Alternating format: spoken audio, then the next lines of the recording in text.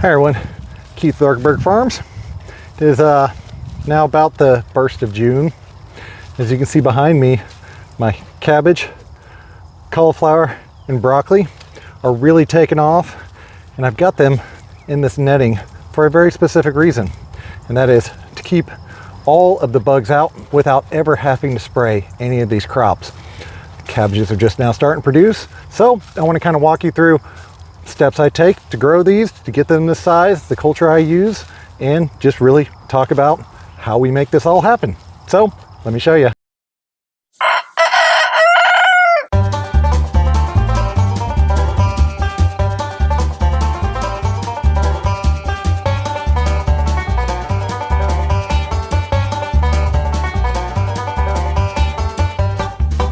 Now, all the crops we plant out in our big field, we actually use plastic mulch with my BCS converted plastic mulch layer attached to the back of my tiller and my roller. Did a video a couple weeks ago on that, maybe a month ago. Go check that out, it's pretty cool. But we apply the plastic mulch, and the walk paths we use a lightweight row fabric, and we use row bags back and forth all the way down. Starting to replace all these now with the new Farmer's Friends ones, because these things are falling apart after about 6 years, and they're just kind of in the way and annoying. The Farmer's Friends ones go like right on the edge. Very nice. Check them out too. So back to the culture. So we put down 100 pounds of nitrogen per acre pre-plant fertilizer. So that's our 8x5. I believe on a 100-foot row, it's about 4 pounds if I remember right. We use a drop spreader. Spread it down, get the correct amount down, layer plastic mulch, and then we apply the fabric on the sides so we don't have weeds come up. I've never really figured out a good way to actually weed these walk paths right next to the plastic mulch, because it just gets all torn to heck where it actually meets up with the soil here. So after that, we go and start choosing our varieties. So as you see behind here, this is our basic setup. We use wire hoops spaced about every 5 foot. I take 2 steps, maybe 3, and put one down. We stick one side all the way down, come back, and push the other side. The next is we go through and bring it all to the end down here, where we apply one hoop straight up and then one at an angle facing backwards.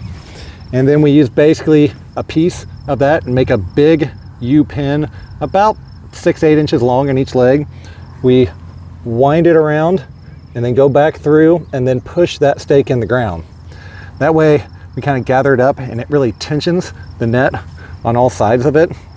We do that at both sides. Now I really don't want to lift my netting here because it's down and I don't like getting in there unless I harvest. But this year we're actually doing a succession planting by variety. So all of these cauliflower were planted on the same exact date. They're brought out in the field and transplanted on the same exact date. We have 2 rows going down each of these beds, spaced around 16 to 18 inches in between plant. We use the 2 Bad Cat roller dibbler to pull it down, and it marks our holes out staggered perfectly down the bed. So the varieties we use, we do what I'm calling a succession by variety.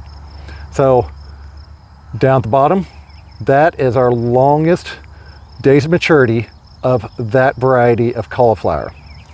Up next, we have our middle maturing date, and at the very front is our quickest maturing date. So the reason I do it from that side up is because my irrigation header starts down there. So as this stuff starts to be harvested out, like after I get all the early variety out, I'll be able to clamp off that drip irrigation tube right there, and I'm not watering the whole rest of this bed, all, the rest of the season, the rest of the harvest, because I won't need to, because there'll be nothing in here. So the kind of reasoning behind this is having the 3 different varieties in here will give me an extended harvest period. Like usually on a bed, I can harvest 2 or 3 weeks. But if I have, say, a 50-day variety, and then I have a 65-day variety, and then an 80-day variety, that should theoretically give me 2 weeks in between each harvesting of these. So if I can harvest these for 3 weeks, this one will the later ones in here will overlap these ones in here, which will be harvested out, and then we'll go back down, and then we'll do the same as we transition to that other one. They should hopefully give us a month and a half worth of harvest off this specific crop, as long as my longest day maturing is not too slow to mature in our area, because we tend to get hot very quickly here, and that can cause things like cauliflower, broccoli to bolt. I've never really had the problem with cabbages down here to bolt, but it still is a very real possibility. So here's what we're looking like underneath our net. I've already harvested some of these cabbages out.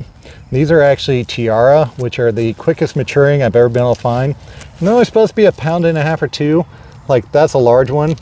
I've already went through and harvested, and I got 2.5 and 3 pounders out of this, which is just remarkable. You can see they're starting to size up all the way down. And I think a lot of that's because we've had abnormally cool temperatures this year and a lot of rainfall. Next, we transition into our next variety. You can see much different. They're more closed at the top. They're a taller plant itself. And these are just starting to push. Again, when I was getting out of here, we're about 2 pounds. And that right there is about the size of almost a soccer ball at this point. We come further down the bed and we switch into our third variety. Now this is a complete difference from what's back here. This is lighter, this is darker. I wish I could remember the varieties, but again, it's not that important. The most important thing are finding varieties that are good for your area. You can see these have not even really started heading, just ever so slightly are they starting to push ahead in the middle.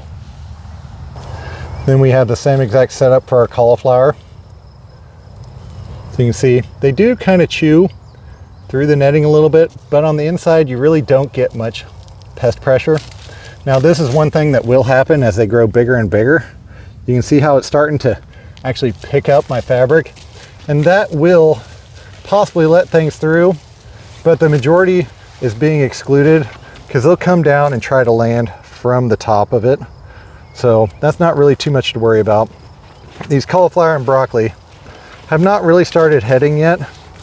Here's an air spot. You can see I've got a row bag on it, and then where I don't have a row bag on it, to where this is held up, but this is secured down. But again, it doesn't particularly matter because I've got the majority of it covered up. That is the most important part. Now you can start to see where some of these broccolis are just barely starting to form. And that is our medium season variety. And then our quick season variety starts right in here somewhere, and they are barely starting to head. Just barely. They might be a little quicker to actually fully size up. Yeah, there's a little head right down there forming. They're harder to see because of the light on this netting, but the heads are just barely starting to form. And yes, you do get the occasional moth that actually flies through and gets trapped up underneath the net. But one can't do that much damage, especially if it has not mated. And that is your cabbage looper. That is what lays all the little caterpillars all over your broccoli and cauliflower and everything else in these areas, and that's specifically why we cover them. So attempt number 2 at this. When I first shot it, the camera guy was recording the spots in between the clips, not the actual clips themselves. But anyways, wanted to show you a close-up of the netting that we use. This is actually an insect netting. It's more of a plastic product. It's not like the Protecto net, which is very flimsy. I've actually got spots over here where deer have walked over it. A lot of times it's just referred to insect netting. I get it on eBay. It's 6.5 foot wide and over 100 foot long strips. But again, my field blocks are only 90 foot. But you want to make sure to get this thicker woven stuff. It's much higher quality and lasts for many, many years like this. So that pretty much sums up the strategy we use for growing our cabbages, cauliflower, and broccoli. We use multiple varieties, early, mid, and late, to have a more stretched out production over a single period of time. We plant them all at the same time, so they become done at different stages through the year. So hopefully we can harvest for a month and a half instead of just a couple weeks on a single variety through our field. Final part, the insect net, super awesome stuff. It's very difficult to find it in the 100-foot lengths, but when you find it, you know exactly what it is. It is a little pricey, but not bad. But it keeps you from having to spray this at all. I will not touch this. I plant it in the plastic, I put the netting on it, and then I come back and harvest, and that's it. So let me know what you like, what you didn't like, what you use on your farm, what you think might be a little ridiculous of doing stuff like this just to get this.